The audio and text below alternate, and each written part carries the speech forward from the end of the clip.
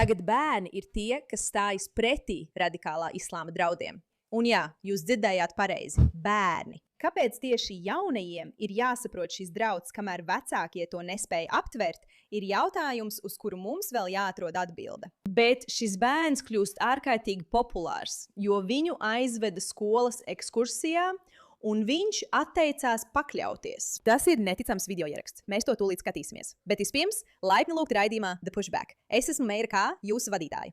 Ja jums šķiet, ka rietumi ir apdraudēti un jūs vēlaties pretoties, tad laipni lūgti. Jūs esat atraduši savējos. Tāpēc nospiediet abonēšanas pogu, atbalstiet šo video un dariet visu, kas nepieciešams. Draugi, šis video ieraksts patiešām ir neticams un liek man cerēt uz mūsu nākotni. Iesim pie lietas.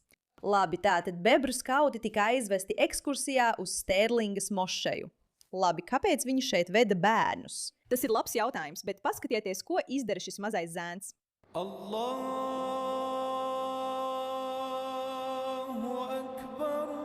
Akbar. Vai redzat, šis mazais puika to nedara. Viņš atsakās, jo tā nav viņa reliģija. Un viņš jūt, ka viņam to nevajadzētu darīt.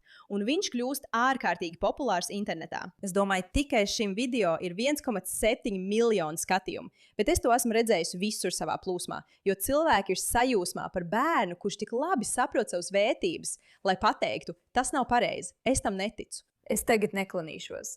Bet interesanti, ka šis nav vienīgais bērns.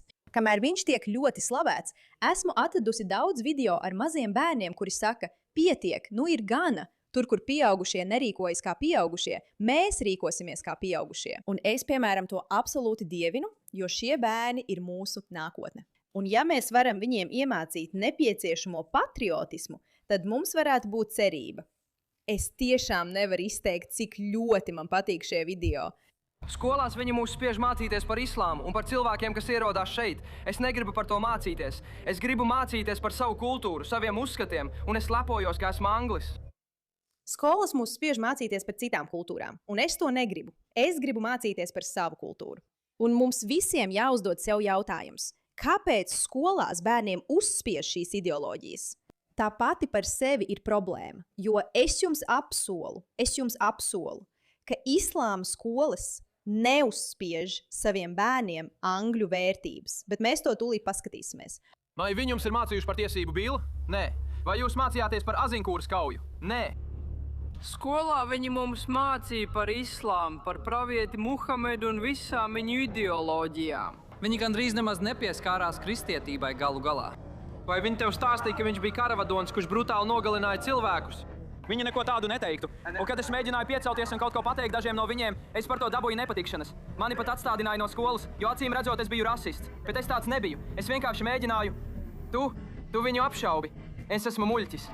Es apšaubu ideoloģijas tirgu. Tā nav pareizā doma. Viņi mēģina atņemt manu vārda brīvību skolā. Viņi mēģina apklusināt cilvēkus. Atstādināt mani, tu zini, par to, ka es mēģinu piecelties un apspriest lietas par islāmu, par to, kas tajā ir nepareizs. Tāpēc es tikai saku, islāms ir miermīlīga reliģija. Bet ja tu ieskatīsies viņu grāmatā, tu sapratīsi, ka tā nav. Starp citu, šis puisis ir neticami daļrunīgs, un es esmu ļoti iespaidota. Liels paldies viņa vecākiem. Bet padomā par to, ka viņi ne tikai uzspiež ideoloģijas skolās, varbūt arī taviem bērniem, un tu pat par to nezini, bet bērni saprot, ka viņi nedrīkst neko teikt. Viņi nevar sevi aizstāvēt pret to.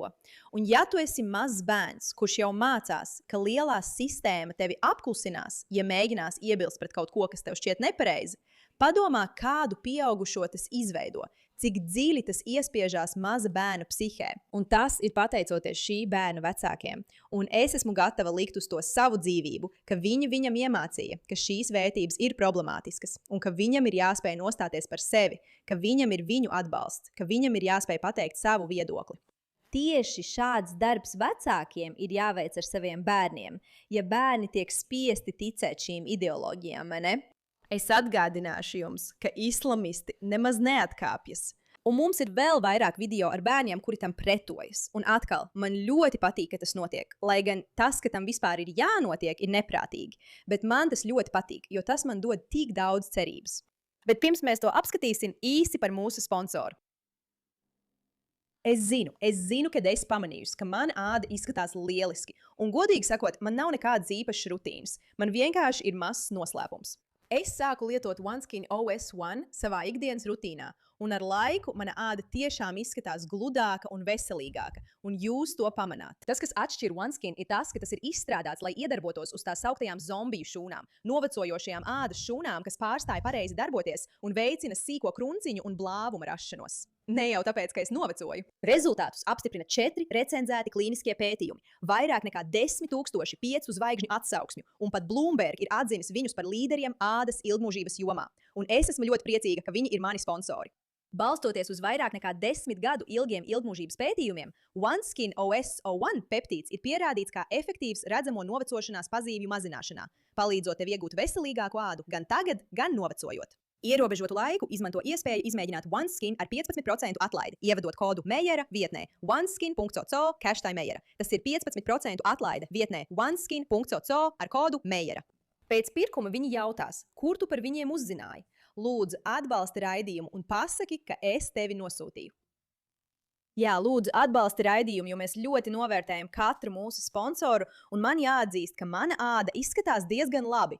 Bet kam gan rūp āda, ja mums jāredz bērnu indoktrinācija? Redzi, kas šajā ir interesanti?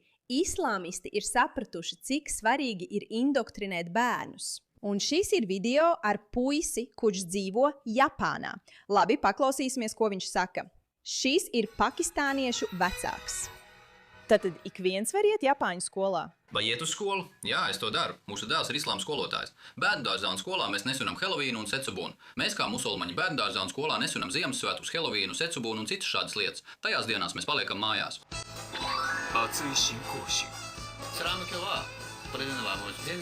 Islāmā dāvanas vispār nav, tāpēc es gribu dāvanas. Es gribu šo, es gribu jaunu Mac. Es to nedarīšu. Es to vispār nedarīšu. Labi, šajā video interesanti ir tas, ka viņš saka, mani bērni ir musulmaņi. Es viņiem neļauju svinēt Japāņu svētkus. Un viņš teica, ka viņi tajās dienās neiet uz skolu. Japānā nav islāma.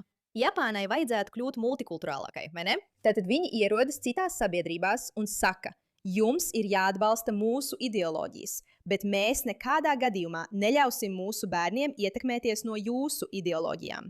Mēs esam šeit, lai pārņemtu. Mēs domājam, ka Japānai jābūt multikulturālākai. Tagad jūs varat apskatīt mūsu video par Japānu, jo viņi lieliski tiek galā ar islāmistu pārņemšanas apturēšanu. Bet padomājiet par to un par salīdzinājumu, vai ne? Starp šo video ar šo mazo skotu puisēnu, kuru ved uz mošeju, lai svinētu šo ideoloģiju, un kurš pieceļās un saprot, ka kaut kas nav kārtībā, un šo video, kur vīrietis saka, es nekad neļautu saviem bērniem svinēt Japāņu kultūru. Tas būtu briesmīgi, tas būtu bīstami. Un šī ir parādība, kas notiek jau gadiem ilgi. Labi, tā nav nekas jauns, tas nav nekas pārsteidzošs. Šis ir no 2018. gada, kad dāņu bērni skolās saņem islāma mācības. 2018. gadā. Vai jūs zinat, cik ilgi viņi to jau dara? Cik ilgi viņi cenšas ienākt mūsu kultūrās un aizraut mūsu bērnus? Vai ne? Tur ir mazs bērns, kurš viņiem māca, un visi mācās noliekties un lūgties. Tagad vēlreiz man jāteic, ka es pilnībā atbalstu to, ka bērni apgūst dažādas kultūras. Es domāju, ka tas ir lieliski, ja bērni to mācās. Es atceros, ka bērnībā mācījos par Āfrikas, Ķīnas un Taizemes kultūrām, un man tad bija iespēja tās apmeklēt, un to atceros vēl no bērnības. Būt sajūsminātai par to, cik dažādi cilvēki ir pasaulē, un apzināties, ka pastāv dažādi cilvēki, ir ļoti labi bērniem.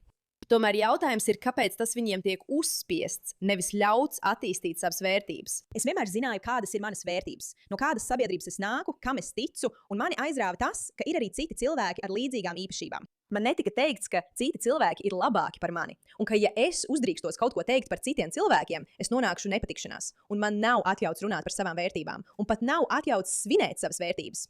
Tā nebija ideoloģija, kas man tika uzspiesta, bet tieši tas notiek šajās skolās, vai ne? Es domāju, tas nenotiek tikai skolās. Tas notiek arī skautos, vai ne? Dažādās ārpus skolas programmās, mazajos sociālajos klubos. Arī tur bērniem uzspiež šīs ideoloģijas. Tu saki, Allahs, tas nozīmē, ka tu to tulkotu. Jā, es to tulkošu. Allahs ir dižens. Allahu Akbar.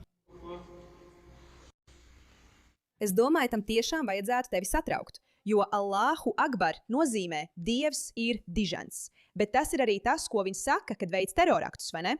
Tātad, ko tu māci šiem mazajiem bērniem ir, jā, jūs esat skolā. Allahu Akbar. Vienkārši pasaki šo frāzi, neapzinoties, ka ja tu esi sabiedriskā vietā un dzirdi, kā kāds kliedz Allahu Akbar, visticamāk, tu esi lielās nepatikšanās. Šeit viņi vienkārši pasniedz to kā kaut ko pozitīvu. Apvienosimies visi kopā un paskatīsimies uz šo brīnišķīgo lietu. Bet atkal tieši bērni ir tie, kas tam stājās pretī. Skatieties uz šo brīnišķīgo bērnu. Sveiki! Laipni lūdzam Vailijas ISD skolu padomē. Mani sauc Līlans Sonders. Es vienkārši vēlos runāt par islāma patieso ļaunumu. Un kāpēc tam nevajadzētu spēt iefiltrēties Teksasā vai vispār Amerikas Savienotajās valstīs? Kristietība kļuva par visizplatītāko reliģiju 15. līdz 17. gadsimtā. Tas notika pateicoties likuma izmaiņām, evaņģēlija izplatīšanai un popularitātes pieaugumam. Islāms šodien cenšas darīt to pašu, bet ar nāvējošu spēku. Viens no daudziem piemēriem ir 2015. gada eksekūcijas Lībijā. Islāma valsts izplatīja video, kurā redzams, kā tiek nocirstas galvas 21 kristiešu migrantiem, pasludinot viņus par neticīgajiem. Un islāms darīs tieši to pašu ar neticīgajiem arī šajā valstī, Dieva zemē, ja tā var teikt. Vai tu saproti, ka tev ir mazs bērns? Cik viņam ir gadu? Pat ja viņam ir 15, tev ir mazs bērns, kurš nav tik vecs. Viņam droši vien ir kādi 11 vai 12 gadi, un viņš saprot, ar kādiem draudiem mēs saskaramies. Tagad es smaidu, jo esmu tik lepna par viņa drosmi, bet tajā pašā laikā man sāp sirds par to, ka 11 gadus vecam bērnam tas viss jāiznes uz saviem pleciem.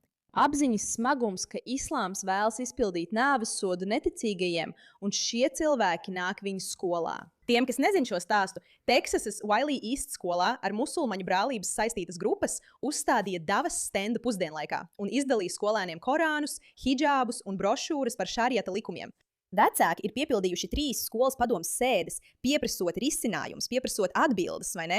Un tad šis bezbailīgais 12 gadus vecais zēns no Palmsvilas kļuva par uzmanības centru. Viņam ir 12 gadi, un šis ir tas, ko viņš pateica. Es vienkārši neticu, ka mazs bērns to saprot, bet atkal, cik sirdi plosoši. Jo tas nozīmē, ka vecāki un pieaugušie nedara savu darbu, pietiekami labu darbu, lai pieprasītu atbildes un apturētu šo infiltrāciju, ja jau 12 gadus vecam bērnam ir jāuztraucas, ka kādu dienu viņu varētu nogalināt par to, ka viņš ir neticīgais. Ne visi no mums. Jau Dearbornā, Mičiganā var dzirdēt skaļruņus, kas pārraida musulmaņu lūgšanu aicinājumu. Aicinājums uz lūgšanu skan 5 reizes dienā.